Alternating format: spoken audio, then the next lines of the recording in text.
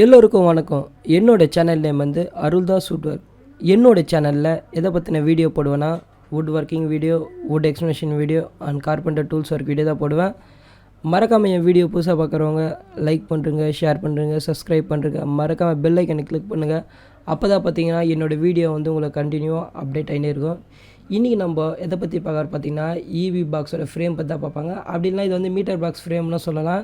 உங்களுக்கு எப்படி பேசணுங்க அப்படி எடுத்துக்கலாம். அதுக்கு முன்னாடி நம்ம வீடியோவோட தம்ப்லைன் பார்ப்போம். அதுக்கடுத்து வந்து வீடியோ அவுட்புட் பார்ப்போம்.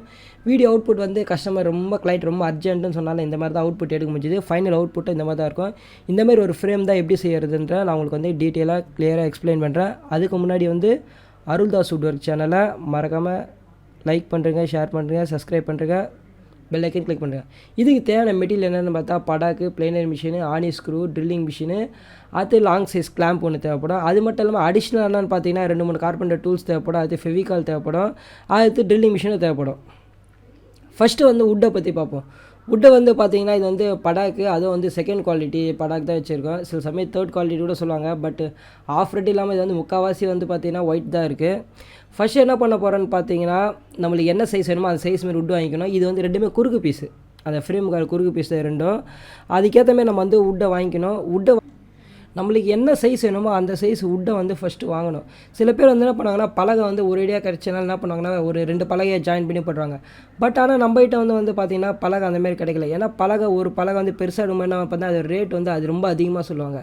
இதே வந்து பார்த்திங்கன்னா இந்தமாரி துண்டு துண்டாக வாங்கி ஜாயின் பண்ணுவேன்னா இந்த பலகையோட ரேட்டும் கம்மியாகும். அதனால் வந்து மோஸ்ட்லி வந்து எல்லாம் என்ன பண்ணுவாங்கன்னா இந்தமாரி பலகையை வாங்கி அதை வந்து என்ன பண்ணுவாங்கன்னா ஜாயின் பண்ணி தான் போடுவாங்க. இப்போ நீங்கள் பார்த்துருங்க ப்ராசஸ் வந்து பார்த்திங்கன்னா பிளைனிங் ப்ராசஸ்ஸு. இதுக்கப்புறமா வந்து ப்ராசஸ் வந்து மூலமட்டம் போடணும். இந்த பிளைனிங் ப்ராசஸ் வந்து பார்த்திங்கன்னா 2 மட்டமும் போடணும். எல்லாமே வந்து ஒரே கணத்தை இருக்கணும். ஏன்னா அப்போ தான் வந்து பார்த்திங்கன்னா மீட்ரு வந்து இது மேலே ஃபிக்ஸ் பண்ணும்போது மேலும் பள்ளம் இல்லாமல் சமமாக இருக்கும். அதுக்கு தான் பார்த்திங்கன்னா இந்த மிஷினில் வந்து பிளைனிங் ப்ராசஸ் நடக்குது.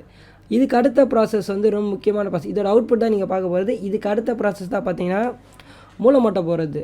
இந்த மூலமட்டை எதுக்கு போடுறாங்கன்னு பார்த்தீங்கன்னா இப்போ வந்து 2 மட்டம் போட்டாச்சு. இந்த மூலமட்டை வந்து எதுக்கு போடுறாங்கன்னு பார்த்தீங்கன்னா 2 வுட்டை ஜாயின் பண்ணும்போது வந்து சமமாக இருக்கணும். ஒரு இடத்துல பள்ளமாகவும் இருக்கக்கூடாது, ஒரு இடத்துல மேடாகவும் இருக்கக்கூடாது. அதனால தான் என்ன பண்ண பார்த்தீங்கன்னா இதான் என்னோடய மிஷின் மூலமட்ட மிஷினு. இதை வச்சு என்ன பண்ணால் கரெக்டாக மட்டம் வர வரையும் நல்லா பிளைனிங் பண்ணோம்.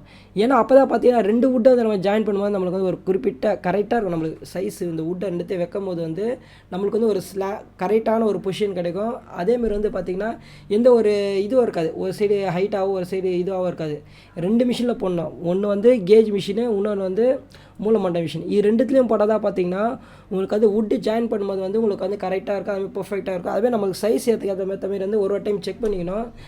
செக் பண்ணிட்டு என்ன பண்ணணும்னு பார்த்தீங்கன்னா சைஸ் அதிகமாகிடுச்சுன்னா பார்த்தீங்கன்னா பக்கத்துலேயே சா பிளேட் போட்டிருக்கேன். சா பிளேடில் கட்டிங் பண்ணோம். இப்படியே கிட்டத்தட்ட பார்த்தா ஒரு 5 பலகை இந்தமாதிரி வந்து பிளைனிங் ப்ராசஸ் அப்படியே கொஞ்சம் பெரிய ப்ராசஸ் தான் போயினுக்குது.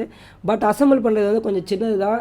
இதுக்கடுத்து முடிஞ்சனால பார்த்தீங்கன்னா எல்லா வுட்டும் நான் கரெக்டாக சைஸாக எடுத்து வச்சுட்டு அளவு மார்க் பண்ணுறேன். ஏன்னா இந்த அளவு வந்து நான் ஆணியெல்லாம் அடிச்சிட்ட பின்னால் அந்த அளவு வந்து நான் கட் பண்ணி எடுக்கணும். அதுக்காக என்ன பண்ணேன் பார்த்தீங்கன்னா டேப் எடுத்து எல்லாமே அசம்பிள் பண்ணிவிட்டு பார்த்தீங்கன்னா இப்போ எல்லாமே சமமாக இருக்குது. எல்லாமே ஒரே கனம் அகலமாக வந்து பார்த்திங்கன்னா ஜாயின் பண்ணும்போது வந்து நம்மளுக்கு வந்து கரெக்டாக இருக்குது.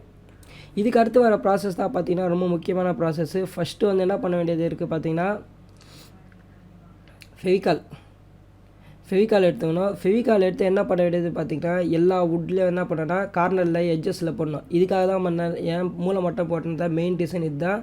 ஏன்னா இந்தமாதிரி எட்ஜஸ் போட்டு நம்ம ஜாயின் பண்ணும்போது பார்த்திங்கன்னா நம்மளுக்கு வந்து ஈஸியாக ஜாயிண்ட் ஆகிடும். இதே மூலமட்டம் இல்லாமல் பெண்டாக இருந்துச்சுன்னா நம்மளுக்கு வந்து ஜாயிண்ட் கேப்பு ஃபுல்லாக தெரியும். மோஸ்ட்லி வந்து பார்த்திங்கன்னா இவி பாஸ்க்கு வந்து யாருமே அவ்வளோ ஃபெவிகால்லாம் போட மாட்டாங்க. பட் நான் யூடியூப் சேனலுக்காக ரெடி பண்ணணும்னு சொல்லிட்டு கிளைண்ட்டை சொல்லி ஃபெவிகால் வாங்கினு சொல்லிட்டு ஃபெவிகால் போட்டு எல்லாத்தையும் வந்து என்ன பண்ணால் ஒன்றா ஜாயின் பண்ணோம். இதுக்கடுத்து என்ன பண்ணுவேன்னா ஜாயின் பண்ணிட்டு கிளாம்ப் போட்டு டைட் பண்ணோம். கிளாம்ப் போட்டு டைட் பண்ணதுக்கு முன்னாடி என்ன பண்ணுவேன்னு பார்த்தீங்கன்னா ட்ரில்லிங் மிஷினில் ஹோல்ஸ் பண்ணோம். ஏன்னா பார்த்தீங்கன்னா ரொம்ப எட்ஜஸில் இருக்கிறனால பார்த்தீங்கன்னா நம்ம ஆணி வச்சு அடிக்கும்போது வந்து வுட்டு வந்து உடையிறதுக்கான வாய்ப்பு அதிகமாக இருக்குது. அதனால் வந்து எப்போவுமே என்ன பண்ணணும்னு பார்த்தீங்கன்னா ட்ரில்லிங் மிஷின் எடுத்து அதுக்கேற்ற சின்ன பிட்டை மாட்டிட்டு ஹோல்ஸ் போட்டு வச்சிடணும். இதுக்கப்புறமா தான் பார்த்திங்கன்னா மெயின் ப்ராசஸ் கிளாம்ப்பு போட்டு எல்லாத்தையும் டைட் பண்ணிவிட்டு நம்மளுக்கு என்ன சைஸோ அதாவது பாட்டம் பீஸ் வந்து நான் 2 குறுக்கு பீஸ் ஸ்டார்டிங் காட்டியிருப்பேன்.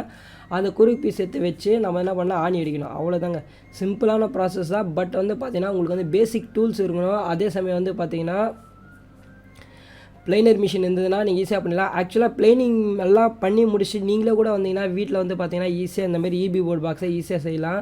பட் அதுக்கு வந்து நீங்கள் பண்ண வேண்டியதுன்னா மூலமட்டை போடணும், அதுக்கு கேஜ் போடணும். இது 2 தான் வந்து பார்த்தீங்கன்னா ஒரு முக்கியமான பொசிஷனு. ஃபெவிகால் வந்து உங்கள் இஷ்டம், நீங்கள் போட்டால் போடலாம், போடாமலே விடலாம், அது வந்து உங்கள் விருப்பம் தான். இதில் வந்து கிளைண்ட் வந்து ஃபெவிகால் போட சொல்லிட்டேன் நான் யூடியூப் சேனலுக்காக. அதுக்கடுத்து முடிச்சிட்டோடனே இந்த எக்ஸ்ட்ரா பீஸஸ் தெரியுமா, அந்த எக்ஸ்ட்ரா பீஸை வந்து என்ன பண்ணோன்னா நம்ம இருக்க வாலில் வச்சு கட் பண்ணி எடுக்க வேண்டியது தான். இதோட பார்த்தீங்கன்னா இவி பாக்ஸ் ரெடியாகி முடிஞ்சிருச்சு. அந்த சைடும் போட்டிருப்பேன், பட் இதுவே பார்த்தீங்கன்னா 5 நிமிஷத்துக்கு போயிடுச்சு. அந்த சைடு ஆணி இது பார்த்தா ரொம்ப லென்த்தியாக போகும். அதனால தான் என்ன பண்ணிட்டேன்னு பார்த்தீங்கன்னா மோஸ்ட்லி அதெல்லாம் ஸ்கிப் பண்ணிட்டேன். இது வந்து பார்த்தீங்கன்னா ஃபைனல் அவுட்புட் இவி பாக்ஸு. இதுக்கப்புறமா என்ன பண்ணுவாங்க, நம்ம சோத்தில் ட்ரில்லிங் மிஷின் ஹோல்ஸ் போட்டு ஸ்க்ரூ போட்டு முறுகி விட்டாலே இபி பாக்ஸ் ரெடி. இதுக்கு மேலே தான் என்ன பண்ணாங்கன்னா மீட்ரு எல்லாத்தையும் வந்து ஃபிக்ஸ் பண்ணுவாங்க. மீட்ரு, ஃபியூஸ் கேரி எல்லாத்தையும் ஃபிக்ஸ் பண்ணி வச்சுருவாங்க. மறக்காமல் வீடியோ பார்த்ததுக்கு நன்றி. மறுபடியும் ஒரு அடுத்த நல்ல வீடியோவில் பார்ப்போம். Okay, by.